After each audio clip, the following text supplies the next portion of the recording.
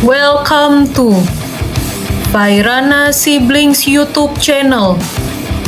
Present.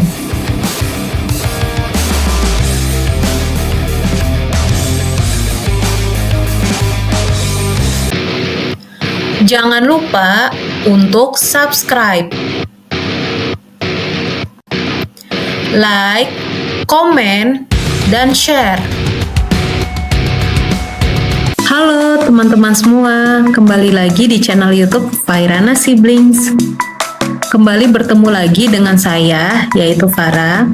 Pada kesempatan kali ini, saya akan membahas mengenai langkah dasar dalam proses pencatatan, jurnal, dan karakteristik general jurnal.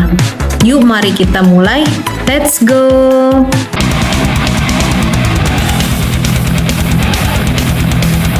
Terdapat 3 langkah dasar dalam proses pencatatan, yaitu pertama, menganalisa setiap transaksi untuk mengetahui pengaruhnya terhadap suatu akun.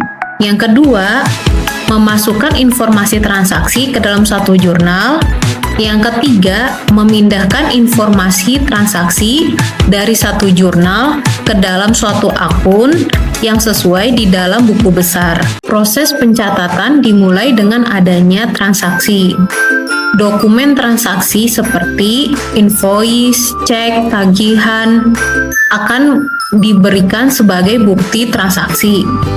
Perusahaan akan menganalisa bukti-bukti transaksi tersebut, kemudian mengetahui dan mencari tahu dampaknya kepada akun-akun yang terkait. Setelah itu, perusahaan akan memasukkan transaksi tersebut ke dalam jurnal. Terakhir, perusahaan akan memindahkan jurnal ke dalam akun-akun yang bersangkutan di dalam buku besar.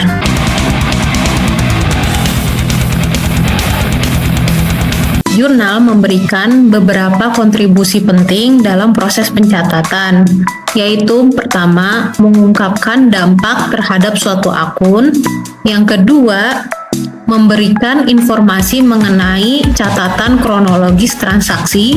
Yang ketiga, membantu mencegah dan mengurangi kesalahan pada pencatatan, dikarenakan jurnal memiliki efek debit dan kredit pada suatu transaksi. Pengertian penjurnalan adalah memasukkan data transaksi ke dalam suatu jurnal.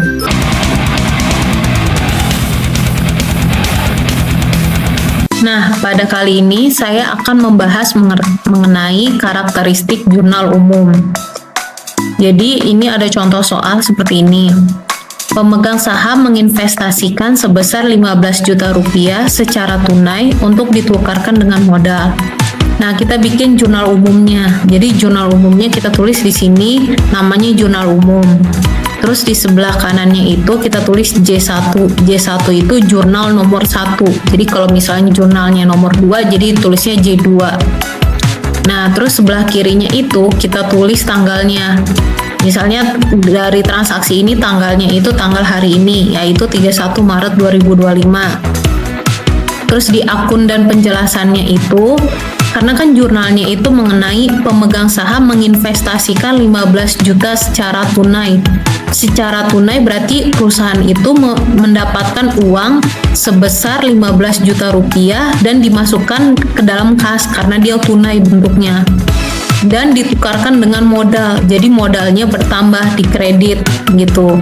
Nah, cara penulisan debit kreditnya itu di jurnal umum. Jadi untuk debitnya itu kan kas, dia tuh agak menjorok ke kiri. Terus abis itu untuk kreditnya itu modal, ini dikasih space. Jadi ada tab lah, 1 tab gitu untuk modalnya. Kemudian di bawahnya kita tulis kategori transaksinya, yaitu menerbitkan modal dengan diterima dengan kas gitu. Nah, di tengah sini itu referensinya itu bisa kita kosongin dulu, karena referensinya itu tuh kalau misalnya kita memindahkannya ke buku besar baru kita bisa tulis misalnya referensinya nomor 1, nomor 2 seperti itu. Nah, di sini debitnya, ini nominalnya. Nominalnya itu kan sebesar 15 juta, jadi kita masukin 15 juta. Terus di sini nominal kreditnya kan dari si modal. Jadi nominalnya 15 juta gitu. Kita masukin di deretannya si modal seperti itu.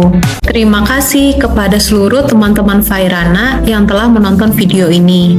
Jangan lupa untuk menekan tombol subscribe, like, komen, share, dan nyalakan notifikasinya untuk mendapatkan video-video edukasi dan hiburan lainnya dari channel YouTube Fairana Siblings. Tonton terus ya videonya. Sampai jumpa di video selanjutnya. Stay tune. Bye-bye.